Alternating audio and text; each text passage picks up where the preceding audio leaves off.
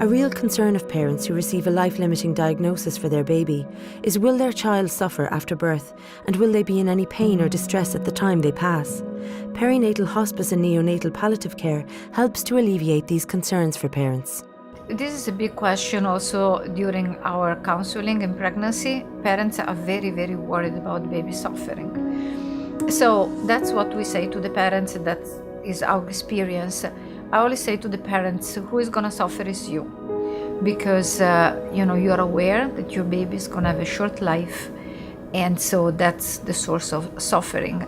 Babies with even very, very, very severe malformation, like missing kidneys, missing the brain, or other severe malformation, per se, they don't tend to suffer necessarily. Suffering for a newborn, it will be undergo surgery, having someone placing IVs, undergo procedures. But this even terrible disease, they don't really make a baby suffer per se. It can be some discomfort sometimes because maybe a baby has difficulty breathing. In that case, we can administer oxygen, suction. We can have plenty of painkillers given orally or intranasally. They have very good effect, but it's very, very rare that we need to administer anything. Babies tend to die almost sleeping away.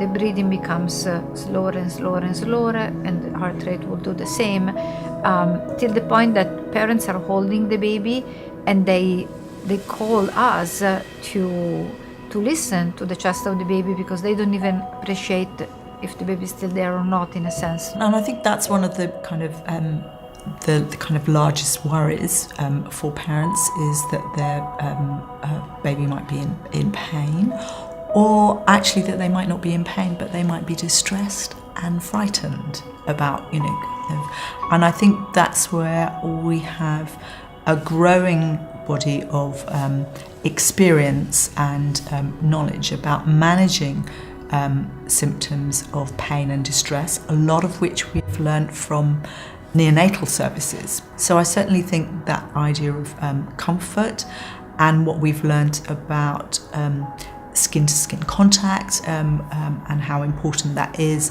and can have quite significant physiological effects on babies who are very, very unwell. So we're learning all the time about how we can manage pain effectively by using analgesics that reduce and treat pain, but at the same time give the balance so that where possible, babies can still be active and feed and responsive to their parents and people who are caring for them. It is almost always very peaceful, this passing of the babies.